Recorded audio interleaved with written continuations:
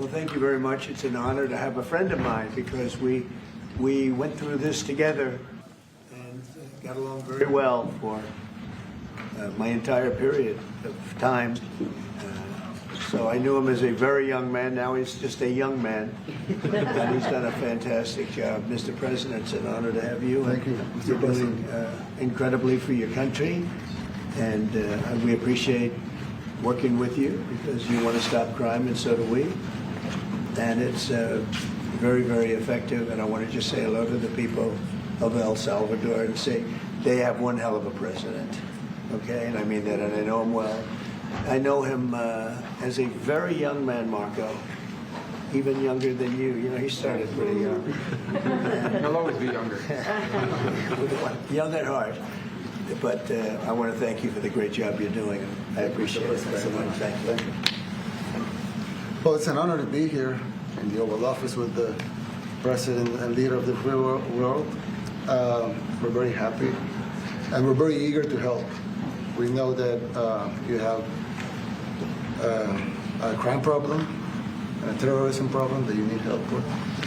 And we're a small country, but if we can help, we will do it. And we actually turned the murder capital of the world, that was the journalists call it, right? Murder capital of the world, into the safest country in the Western Hemisphere. And, you know, sometimes they say that we imprison thousands. I like to say that we actually liberated millions. So, you know, like, That's very good. Who gave him that line? Do you think I can use that? Yes. And in fact, Mr. President, you have 350 million people to liberate. Yeah. But to liberate 350 million people, you have to imprison some. You know, that's the way it works, right? You cannot just, you know, free the criminals and think crime is going to go down magically. You have to imprison them so you can liberate 350 million Americans that are asking for the end of crime and the end of terrorism. And it can be done. I mean, you're doing it already. And I'm sure that people have seen the change in the streets. A long way to go because you're just initiating your second term. But it's clear that, you know, with the numbers at the border, you know, even in Democrat-run cities, they get a help from the work you're doing. So I'm really happy to be here, honored, and eager to help. Well, we had a terrible thing happen. We had an administration that allowed people to come in freely into our country from not only South America, but from all over the world, many from the Congo in Africa, Asia, all over the world, Europe, rough parts of Europe. And they came from prisons, and they came from mental institutions, and they came from gangs, and the gangs of Venezuela and other places. And hundreds of thousands and even millions of them came.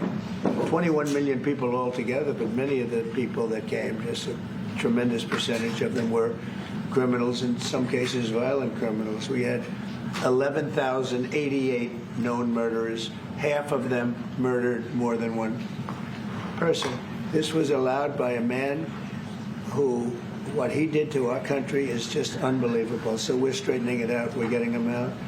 But what they did and what that party did to our country, open borders, anybody could come in. As soon as I heard that, I said, every prison's going to be emptied out into our country. That's what happened. And we're straightening it out. And we just had numbers. We had the highest recruiting numbers in the history of our country going into police departments. And a year ago, we had the lowest numbers. You couldn't hire a Biggest change. Yeah. Nobody's From ever the lowest seen. to the highest. And the military now, Marines, the Army, Air Force, Coast Guard, every slot is, I mean, we have the best numbers we've ever had. We call it recruitment numbers. And we've never had anything like it. We had records on at every single level. But very important, the policemen. The policemen are joining forces now that we're having a hard time with policemen because we weren't protecting our police. Yeah. And we cherish our police. The police are great, and the firemen and everybody else. But we have the highest numbers that we've ever had, the most enthusiasm. Great enthusiasm. And on trade and other things, we're doing great. We're taking in billions and billions of dollars. We made 2 weeks ago, I gave them a little bit of a pause because, you have to show a little flexibility. We go back to what we have to do. The markets have been very strong once they got used to it. But we were losing $2 billion a day. There's no company big like this, but this is the biggest deal ever made. Now we're making $3 billion a day. We're a great country, but we had stupid people running this country, and I can say it. But what they've done to us at the border should never and can never be forgotten. It's a sin, what they did, and you are helping us out, and we appreciate it. Thanks. Actually, what you're doing with the border is remarkable. It has dropped, 95%? It's incredible. As of this morning, 99%, 99.1% to be exact. Why are those numbers not in the media? Well, they get out with the fake news, like CNN over here doesn't want to put them out because they don't like putting out good numbers. They only like putting out because I think they hate our country, actually. Yeah, but it's a shame. You're right. Isn't that a great question? Why doesn't the media? Why don't they put out numbers? Yeah, 99%. I mean, it's crazy, right? We're doing it's great. A crazy turnaround. Christy, could you maybe say a couple of words about the border? How we're doing? It's just been absolutely phenomenal what a great leader can do. Clear direction. Our laws matter. We should only have people in our country that love us, and the Border Patrol and our ICE officers and law enforcement officers have done fantastic work. So we're proud of them. Now we just need to get the criminals and murderers and rapists and dangerous gang members and terrorist organizations out of our country. So, Mr. President Bukele, we thank you very much for your partnership. It has been wonderful for us to be able to have somewhere to send the worst of the worst and someone to partner with. And we'd like to continue that partnership because it's been a powerful message of consequences. Mr. President, you wanted people to know that there was consequences if you break our laws and harm our people and endanger families. And this is a clear consequence for the worst of the worst that we have somewhere to put them. Thank you very much. Yeah, we even had this gang member from Venezuela, one of the ones you sent, and we interviewed him just to get some information, etc. from them. And he said, "Oh, well, I got arrested 6 times, but they released me the 6th time, so I should be released again." And then we said, "Well, what's the last thing you do?" And he said, "Well, I shot a cop in the leg, but I didn't kill him. I just shot him in the leg." And we're like, this guy was arrested 6 times here in the United States. 6 times. He was released 6 times. And in the he was released 5 times. And the last time he was sent to El Salvador, right? So he's not getting released. But the last time he shot a cop, actually, and he shot him in the leg. So these are, like you said, there's something broken. It's the liberal establishment. But they're not running things anymore in this country, and we're run by, and I don't say conservative, I don't say anything, we're run by people with great common sense. Yeah, common sense. Because it's all common sense. Yeah. It's not liberal conservative, it's common sense. Exactly.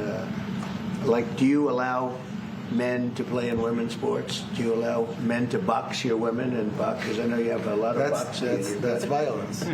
That's abuse of a violence woman. against women. It's abuse of a woman. Totally. But we have people that fight to the death because they think men should be able to play in women's sports. And some of those sports, it wouldn't matter much, but it still matters. But some of them are very dangerous for women. Some years ago,